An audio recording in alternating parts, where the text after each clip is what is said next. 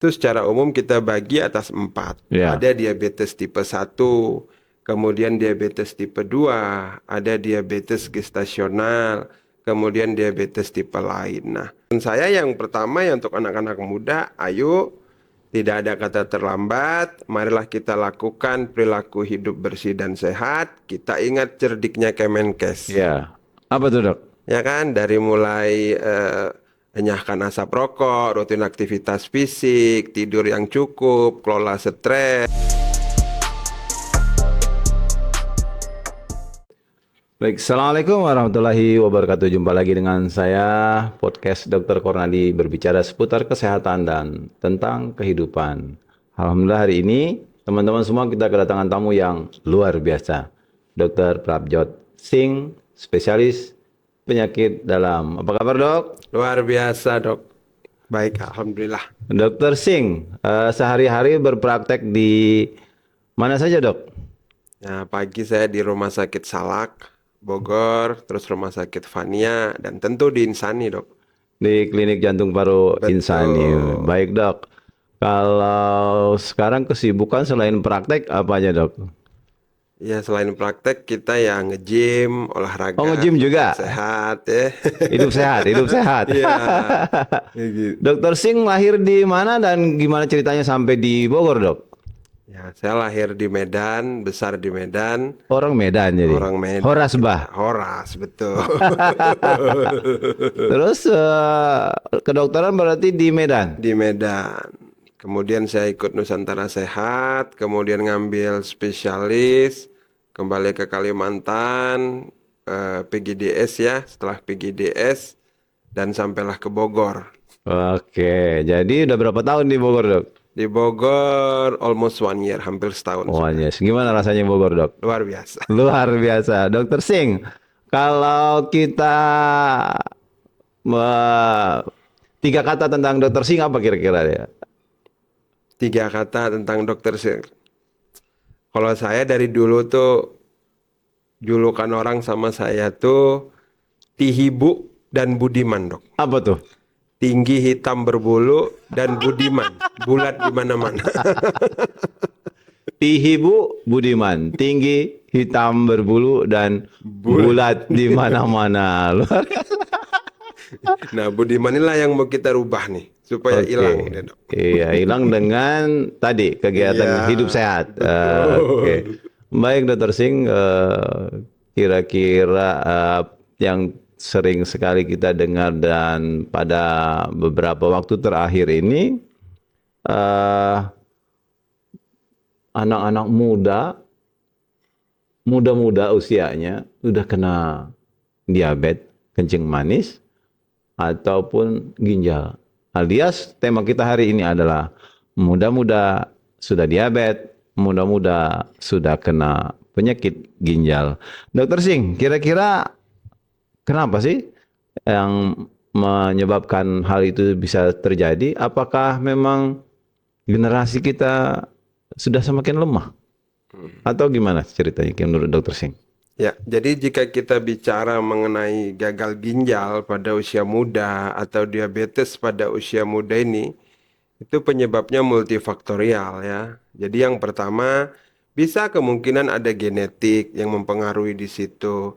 Yang kedua, bisa ada keadaan-keadaan kronis seperti misalnya ada penyakit autoimun atau ada penyakit darah tinggi yang tidak diobati, kemudian berjalan terus sampai kepada gagal ginjal, kemudian ada juga penyakit-penyakit kronis seperti diabetes yang tidak diobati berujung pada gagal ginjal, dan kemudian ada kebiasaan-kebiasaan yang berubah yang jika kita berbicara pada zaman orang tua kita dulu itu kemana-mana naik Jalan kaki.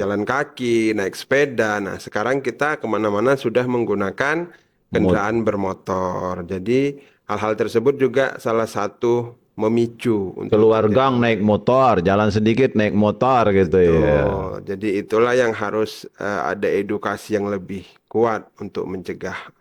Baik, kalau dulu zaman orang tua kita itu usia penyakit diabetes ataupun ginjal tuh biasanya di usia 50 tahun ke atas gitu. Kalau sekarang mana? 25 tahun, 20 tahun sudah suntik insulin. Kira-kira apa nih selain faktor yang tadi Dokter Sing bilang, faktor genetik, faktor pola hidup, atau ada yang lebih bisa diperjelas gitu, Dok?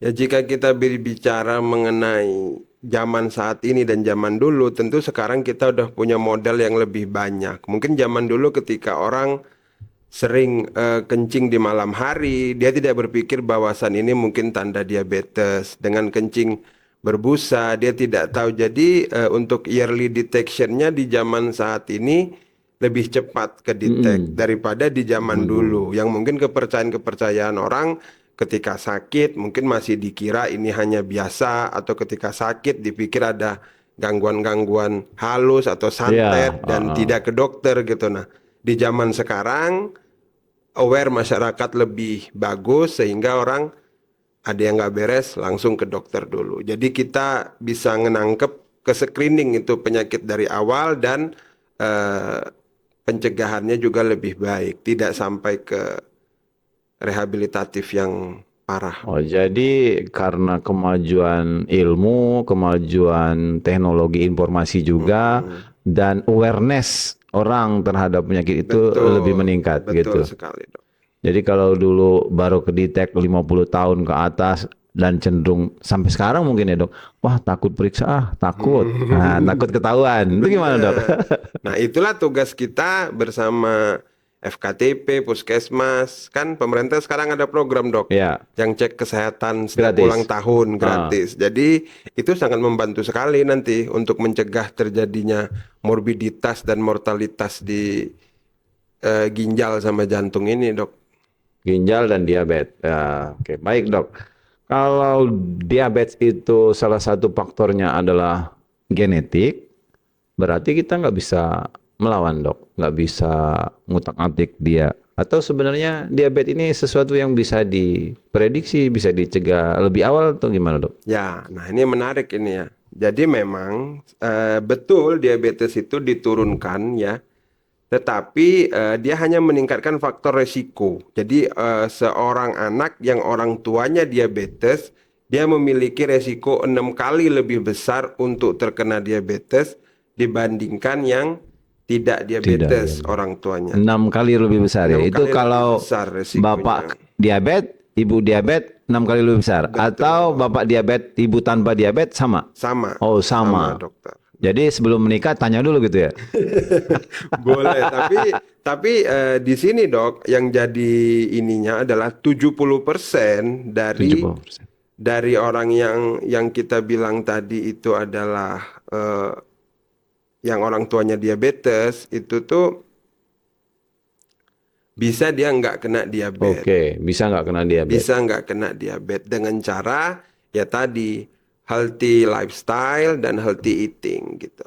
Jadi yang punya genetik orang tua bapak ibu beresiko 6 kali lipat lebih tinggi, Mm-mm. tapi juga dengan healthy life atau lifestyle yang baik atau healthy eating bisa mencegah sekitar 70%. Mm-mm. Begitu dok. Betul. Jadi arahnya kita ini berarti lifestyle Benar. sama pola makan yang sehat seimbang gitu ya dok.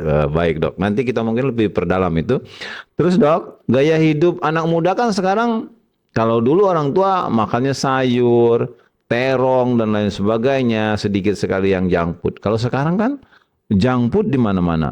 Minum boba tiap hari sambil tiduran. Bahkan kan fenomena pasca Covid ini fenomena kaum rebahan. Hmm. Itu ada pengaruh nggak dok? Oh, tentu sangat berpengaruh itu, Dokter Kor. Jadi, jika kita berbicara mengenai junk food atau fast food, itu kan adalah makanan-makanan yang dari segi penampilan dia menggugah selera, ya Ya, kan? Kemudian dia tuh mudah didapat, mudah untuk diolah. Misalnya daging ayam olahan seperti nugget atau sosis atau apa, itu mudah kita dapatkan, enak kita mengolahnya, cukup digoreng atau ditumis dengan minyak sedikit, udah bisa kita makan dengan saus dan gampang disajikan, menggugah selera, rasa yang enak. Tetapi ada tidak baiknya. Yang pertama, makanan-makanan junk food ini dia berkalori tinggi, ya kan? Yang kedua, dia tidak bernutrisi. Keragaman nutrisi dalam junk food itu tuh kurang sekali, tapi kalorinya tinggi sekali. Dia kaya akan lemak-lemak jenuh, kemudian ada pengawet, kemudian ada pewarna, di mana hal tersebut menyebabkan penumpukan radikal bebas di dalam tubuh dan meningkatkan terjadinya inflamasi kronik. Inflamasi kronik di dalam tubuh inilah yang bisa menyebabkan terjadinya banyak penyakit, muncul obesitas, muncul darah tinggi, dan lain sebagainya, sampai nanti ke diabetes dan gagal ginjal. Baik dok, saya konfirmasi. Jadi junk food, kalori tinggi, nutrisi rendah, Hmm. memperbanyak kemungkinan terkena radikal bebas dan lain sebagainya. Nah, ini yang sangat berbahaya. Apalagi ditambah dengan pola hidup sedentari tadi yang Betul berkurang sekali. gerak. Nah, jadi pesan dokter apa nih kira-kira untuk hal-hal seperti itu?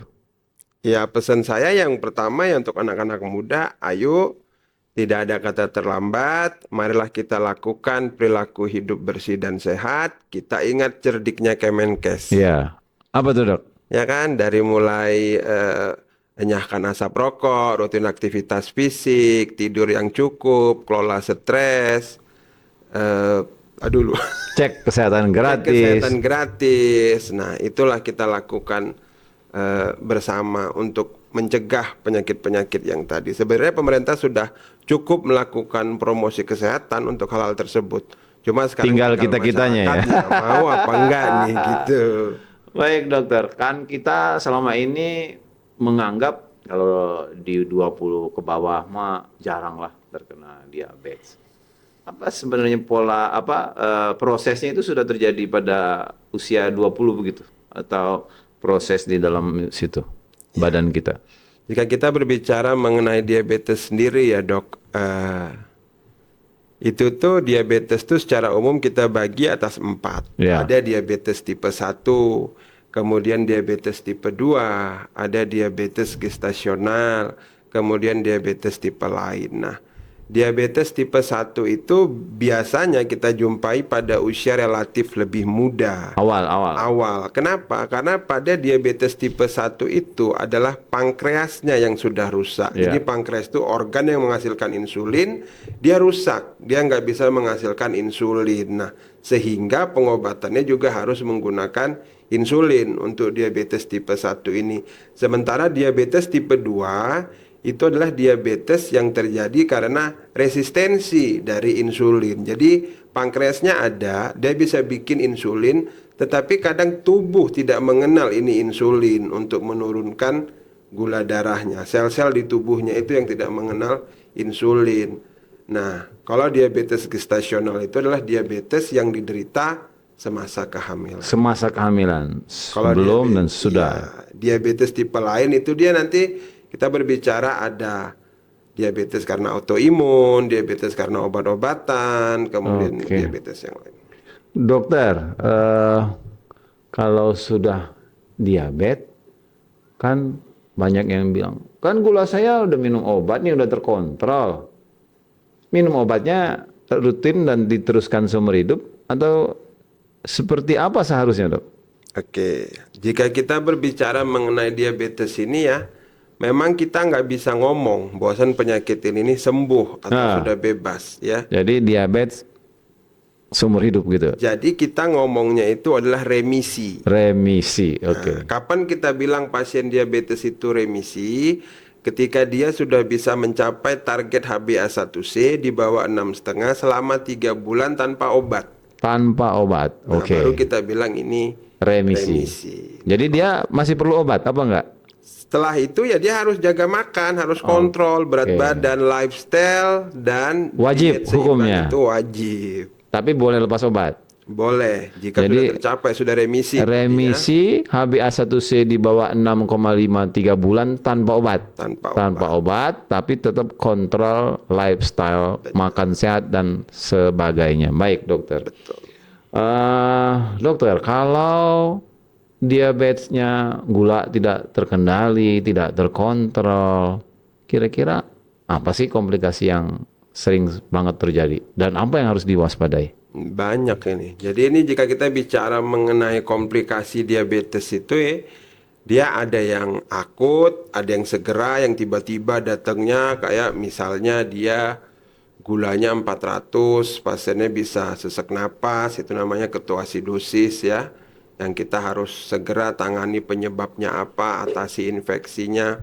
Yang berikutnya bisa juga dia gulanya terlalu rendah karena dia mungkin pengen sembuh sehingga tidak makan atau bagaimana sehingga gulanya hipoglikemi. Yang kemudian komplikasi kronik nih. Komplikasi kronik ini terbagi dua, Dok. Dia ada makroangiopati atau mikroangiopati. Bisa yang menyerang pembuluh darah yang besar atau yang kecil. Kalau yang dia nggak diobati nanti kadang-kadang pasien datang itu, Dok, sudah berkomplikasi.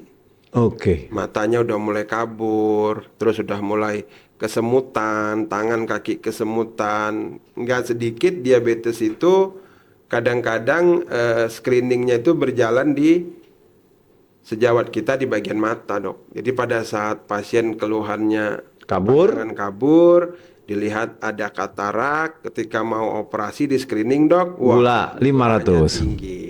Baru dikonsul ke kita begitu. Jadi Oke. nah, komplikasi yang lain lagi bisa sampai ke gagal ginjal, bahkan ke jantung, ke luka yang sukar sembuh. Nah, itu juga disebabkan oleh komplikasi kronik diabetes. Baik. Jadi komplikasinya bisa akut, bisa kronik. Kalau kronik bisa mikro dan makro angiopati. Kalau saya sering mengandaikan begini, Dok. Ini air ini kalau gulanya atau tanpa gula biasanya dia encer. Tapi kalau ada gula 5 sendok, 10 sendok, dia lebih kental. Hmm, Demikianlah darah kita nih. Kalau gulanya tinggi, pasti kental dong alirannya. Kalau alirannya kental, berarti lebih lambat. betul. Kalau lebih lambat, resiko yang paling jelas itu kebas, Dok. Karena nutrisi sulit nyampe. Kalau lebih lambat aliran ke otaknya, resikonya tersumbat. Iya, Di jantung serangan jantung. Kalau di kepala jadi stroke. stroke. Kalau di mata jadi katarak begitu. Jadi saya sering sekali mengandaikan itu termasuk ke ginjal resikonya. Jadi pasien lebih mudah mencernanya. Jadi kontrol gula itu walaupun dia sudah normal tapi tetap proses Ya. dalam selnya Karena terus penyakitnya terjadi. ongoing, Dok. Ongoing. Iya. Artinya apa tuh, Dok? Artinya dia tetap berjalan. Seumur hidup. Ya, makanya tadi saya bilang remisi nyebutnya. Oh, Nggak oke. bisa kita bilang sembuh. Terus kalau prediabetes itu apa, Dok? Makhluk apa lagi tuh? Nah, jadi gini, prediabetes itu adalah keadaan kadar gula darah puasa kita Ya. antara 100 sampai 125. Oke. Nah, gula darah puasa normal itu kan di bawah 100, Dok. Ketika Ya. 100 sampai 125 itu kita bisa sebut dia prediabetes. Prediabetes. Nah, di atas 125, 126 itu kita nyebutnya diabetes melitus. Nah, Gula darah puasa ya. iya. Jadi kalau sudah prediabetes apa yang harus dilakukan, Dok? Nah, kalau sudah prediabetes, nah, masalah yang perlu kita pahami, prediabetes ini tuh 80% lebih Jadi diabetes. pasien itu nggak tahu kalau Oh, dia nggak tahu. prediabetes. Oke. Nah, jadi makanya kita harus mendukung betul ini Screening. screening kesehatan Cek setiap kesehatan ulang gratis. tahun itu tadi ya. Oke. Yang kedua adalah 71% diabetes ini akan menjadi prediabetes ini 71% akan menjadi diabetes. Oke, saya ulangi nih, Dok ya. Jadi 82% pasien prediabetes tidak tahu kalau dia prediabetes. Betul. Dan 71% dari prediabetes akan bergeser menjadi diabetes. Jadi sangat penting satu, screening ya, Dok. Screening di FKTP dan yang kedua cek kesehatan gratis ya, Dok. Cek kesehatan gratis. Jangan lupa Luar biasa tuh ya. lifestyle sama makannya juga. Baik, Dokter, kita bergeser sedikit eh, jadi prinsipnya kalau pasien diabetes wajib minum obat seumur hidup kecuali kalau sudah Remisi. remisi. Dengan catatan harus mengelola pola hidup sehat, makan sehat, sama tadi pola hidup yang cerdik itu ya. Betul. Baik, ini karena sering sekali pasien bertanya, dok, saya diabetes bisa sembuh nggak sih? Nah, ternyata remisi ya. Remisi, nyebutnya Baik. kita remisi. Baik, jadi Bapak Ibu masih kalau soal diabetes tetap minum obat kecuali kalau remisi 3 bulan ya dok. 3 bulan. Terkontrol berturut-turut, HbA1c di bawah 6,5 tanpa obat. Tanpa obat. Baik, dokter, kalau yang berikutnya ini kita urusan perginjalan nih. Oke, siap. Dokter, ginjal bocor di usia muda, kok bisa? Jadi seperti yang saya awali tadi, kita di awal tadi nyebutkan bahwasan penyakit itu bisa disebabkan oleh genetik, keadaan kronis, hipertensi, kebiasaan yang sedentari ya. Terus ginjal bocor di usia muda ini juga didukung dengan keberagaman minuman-minuman, misalnya Oh, minuman apa nih? energy drink gitu. Minuman kemasan. Ya, minuman kemasan, minuman-minuman yang katanya bisa menaikkan tenaga, tinggi kafein, tinggi gula. Biasanya kan kalau supir-supir itu dia minum itu tuh Biar apa ngejreng. ngejreng, Gitu. bisa sampai 3 botol per harinya. Hal-hal seperti itu kan minuman yang tinggi kafein, tinggi gula, belum lagi dia ada taurinnya juga di situ, ada kafeinnya di situ yang tinggi, yang efeknya ini kan kemana-mana gitu. Apalagi ketika dia minumnya melebihi batas normal kan, sehingga daya ginjalnya sebagai fungsi Penyaring? filtrasi tadi terganggu, penyaring tadi Oke. terganggu. Iya, jadi saya pernah punya pengalaman itu, Dok. Pasien anak muda di 28-30-an. Udah cuci darah, terus diabetes juga. Saya anamnesis lah lebih dalam. Kenapa dan bagaimana kok bisa sampai seperti ini? Ternyata dia nggak ada keturunan ginjal. Dokter, saya teh dulu kerjanya ini, nyebutlah profesi. Tapi saya setiap hari pulangnya malam, dok, katanya. Kenapa? Ya karena memang harus menyiapkan itu. Nah, untuk mensupport itu, saya minum yang tadi dokter sebutkan itu katanya. Setiap hari rata-rata itu 4 sampai 5 botol katanya. Nah, Minum A, minum B, minum C, dan itu rata-rata kemasan. benar. Dan saya menyesal seumur umur katanya dok, karena kejadian itu. Dan sekarang dia cuci darah seminggu 3 kali. Dan itu pesannya Dr. Singh tadi ya itu tadi. Jadi pesan buat anak muda terkait minuman kemasan ini gimana dok? Ya, ini kita agak dalam ini pembahasan. Iya. Karena ketika nanti kita bilang Merek. tidak atau kita bilang merek, nanti industri. Jadi ribut lagi kan.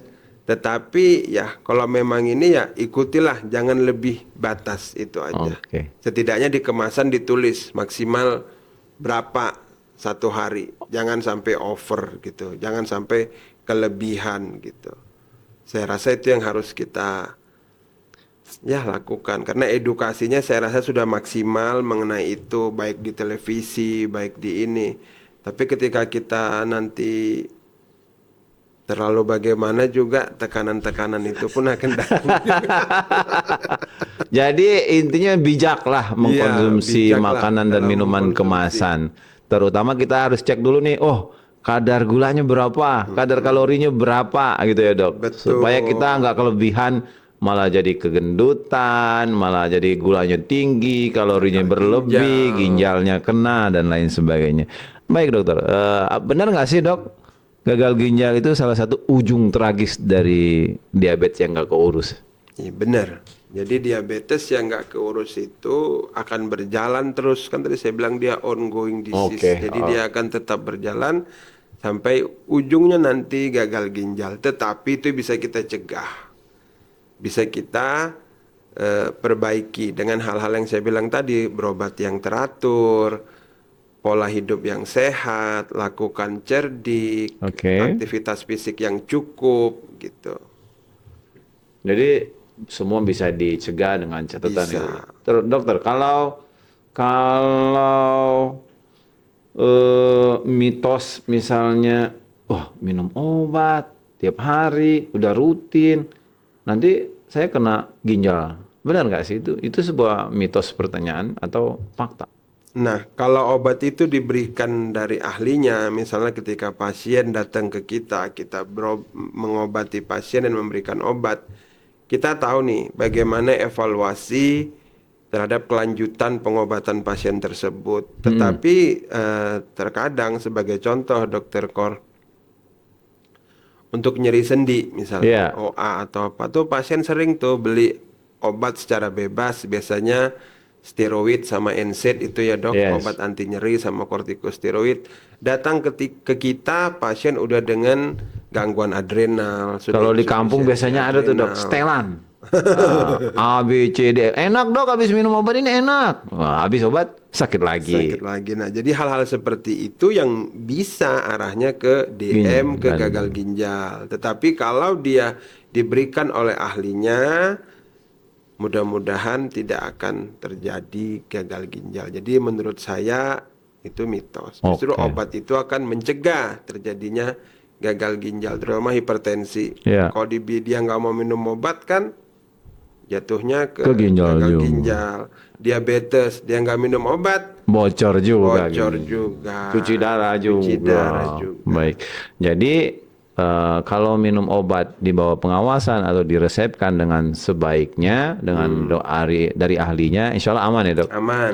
Justru kalau minum obat tidak dari ahlinya itu malah beresiko. Atau justru kalau memang penyakitnya ada misalnya seperti hipertensi, diabetes malah nggak minum obat, itu malah dampaknya kemungkinan besar terjadi Betul komplikasi. sekali. Jadi ada sisi lain nih dok, wah kayaknya nggak mau minum obat ah, saya mau ke alternatif aja ah, itu gimana dok? Jadi itu menjawabnya memang agak susah ya kan. Tapi kadang ya kita lihat juga ya. Tapi jika kita lihat di beberapa negara itu alternatifnya ada yang sudah terukur. Misalnya Ya, kalau di Cina itu dia ada TCM, Traditional Chinese Medicine. Udah gitu kalau di India dia ada homeopati sama Ayurvedic gitu kan. di Nah, Indonesia ada dok. Nah, itu yang kita kurang paham apakah sinse-sinse kita ini ada apa bagaimana. Tetapi beberapa Oh, jamu-jamu kita kan tuh terkenal tuh kan dok. sudah ada ininya dok, Batra Ya, spesialisasi. nah kalau memang sudah ada ya silahkan kalau dia ke Batra. Tapi Oke. masalahnya kadang kan ini berobatnya Ke situ. ke yang lain-lain. Yang ngomongnya entar ini disantet. Oke, iya, iya. Memang begitulah masih kepercayaan masyarakat kita. Mm-mm. Baik dokter, kalau ginjal udah bocor atau udah rusak, sebenarnya dia bisa sembuh atau cuma menahan supaya nggak sampai jadi cuci darah setiap minggu 3 kali, 4 kali gitu atau gimana dok? Jadi begini dok, kita harus tahu dulu nih kejadiannya akut apa kronik. Gagal ginjal itu kan dibagi dua nih Ya, dok ya. Ada yang akut, ada yang kronik. Nah, jika akut itu dia prosesnya belum 3 bulan dan belum ada struktur yang kena. Nah, sementara kalau kronik prosesnya sudah 3 bulan tetapi sudah atau disertai struktur yang kena. Yang akut ini misalnya pada pasien-pasien yang jarang minum air putih yang kurang, pasien-pasien yang dehidrasi itu bisa gagal ginjal akut dia karena hipovolemi, kurang cairan. Maka dengan kita berikan cairan, maka perfusi ke ginjalnya bagus, maka dia ginjalnya bisa bagus lagi. ya. Tetapi pada pasien-pasien akut juga, tetapi misalnya sudah terjadi akut tubular nekrosis, misalnya sudah ada kematian sel di situ, maka itu kita sudah tidak bisa berbuat apa-apa. Tetapi pada pasien-pasien kronik, misalnya diabetes, dia sudah mulai ada tanda peningkatan urium kreatinin, sudah ada peningkatan mikroalbuminuri. Walaupun kita tidak bisa menyembuhkannya total, setidaknya penyakitnya itu tidak memperburuk. Kita cegah dia agar jangan ke stage 5 kan. Oke. Itulah prinsip-prinsip pada pengobatan ginjal. Kalau yang akut tadi kita cari dulu nih, apa nih Penyebabnya. penyebabnya. Nah, kalau yang kronik, nah, Kita udah tahu nih ada penyakit penyertanya, misalnya autoimun, misalnya hipertensi, misalnya diabetes. Nah, kita kelola dengan baik nih penyakit dasarnya, maka nanti ginjalnya ini jika dia tidak bisa balik lagi ke kiri angkanya, setidaknya dia jangan makin ke kanan. Begitu. Oke, jadi paling tidak jangan sampai menjadi lebih buruk lah. Betul. Ditahan sampai paling tidak di situ saja. Dan kalau bisa diusahakan ditarik lagi menjadi lebih baik. Baik dokter. Dok, sebenarnya nggak sih tanda-tanda supaya kita sebagai seorang awam misalnya gitu, mendeteksi, tubuh kita ini udah memberikan warning nggak itu untuk misalnya diabetes atau gagal ginjal gitu. Apa sih kira-kira warning yang harus dipahami untuk orang di rumah misalnya gitu atau awam?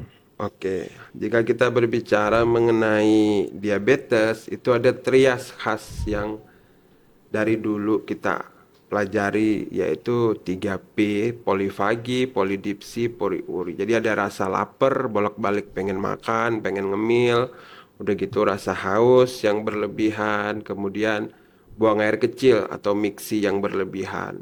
3P ya dok? Iya, Polipagi, poliuri, polidipsi. ya, jadi itu Jadi pengen makan terus, Mm, haus terus, dan pengen pipis terus-terusan. Pipis mah nggak siang nggak malam ya dok?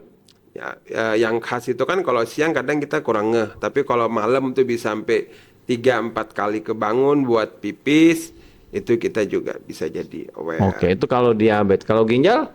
Kalau ginjal biasanya dia kencingnya ngeluh tuh, terutama kasus-kasus nephrotic syndrome begitu-begitu, biasanya anak-anak muda itu bengkak-bengkak Oke. kaki, badan, udah gitu kencing yang banyak berbuih, udah gitu kencing yang sedikit, udah gitu gampang capek atau muka sembab atau kaki bengkak gitu, gitu-gitu yang harus jadi harus jadi aware lah, bahwasan gampang capek atau ada sesak napas ketika beraktivitas, segeralah ke FKTP dulu baru nyari kita. Ya, jadi FKTP sebagai gatekeeper. Jadi kalau ginjal masih muda, bengkak, cepat capek, sesak ya dok ya. Jadi terus mukanya tembem dan lain sebagainya tanpa minum obat ya. Ya, Benar. jadi itu mungkin khas untuk gejala-gejala awal dari ginjal. Dokter, kalau masih muda nih, belum sakit, langkah konkret mungkin perlu diulang lagi sama dokter. Kira-kira apa sih yang harus kita buat untuk menyelamatkan jangan sampai kena ginjal atau diabetes?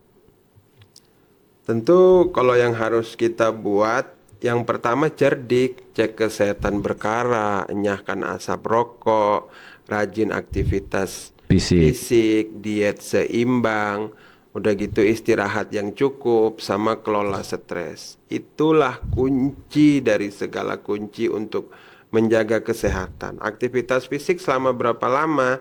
Minimal 30 menit sehari atau 150 menit dalam 1 minggu.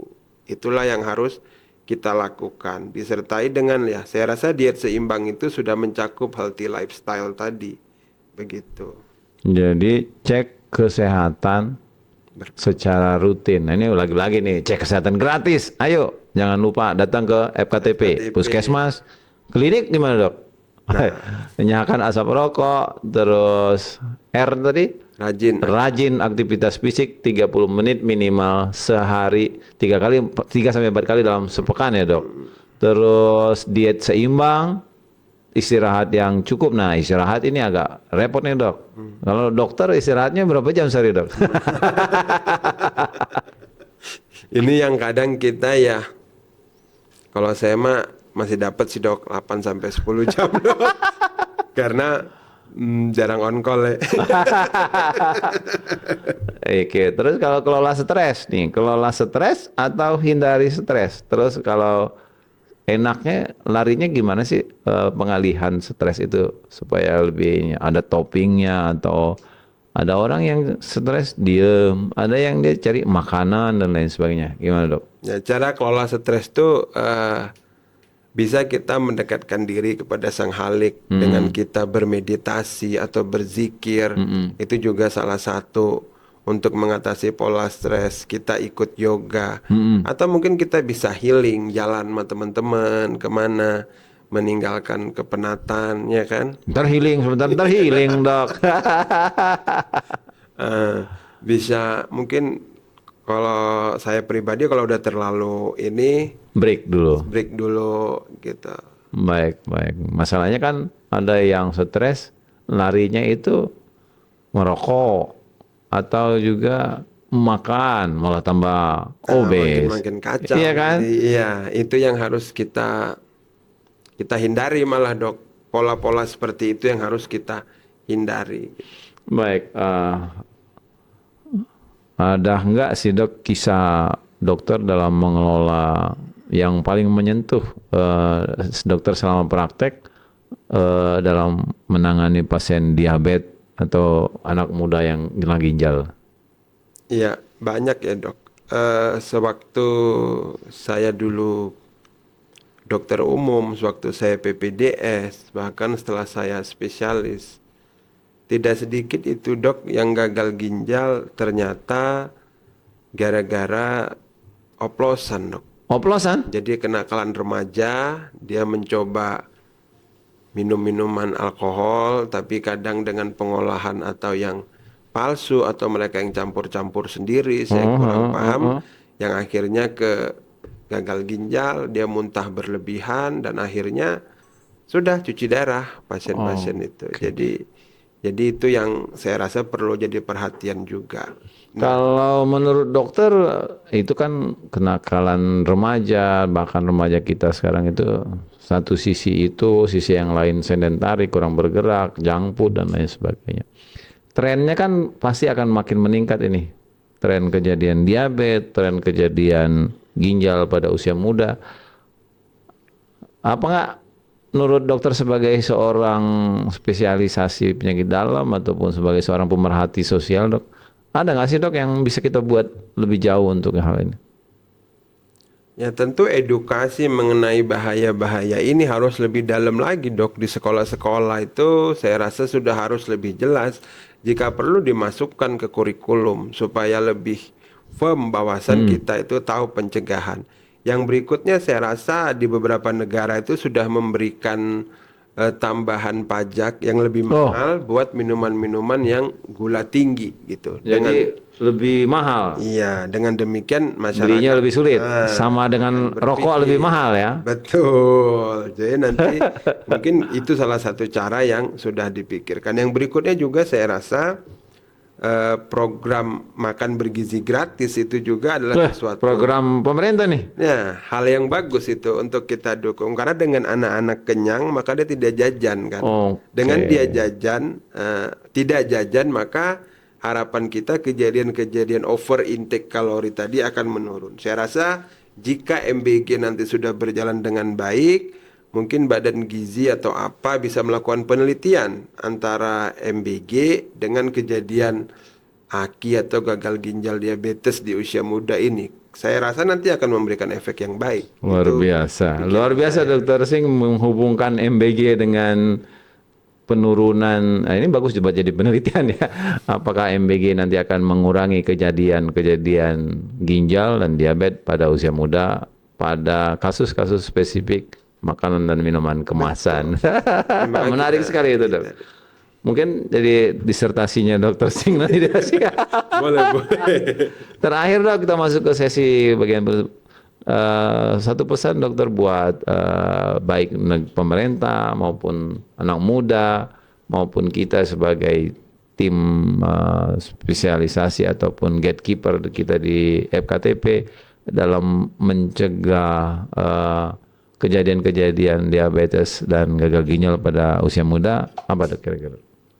Saya cuma ada satu kalimat dok. Ayo bergerak.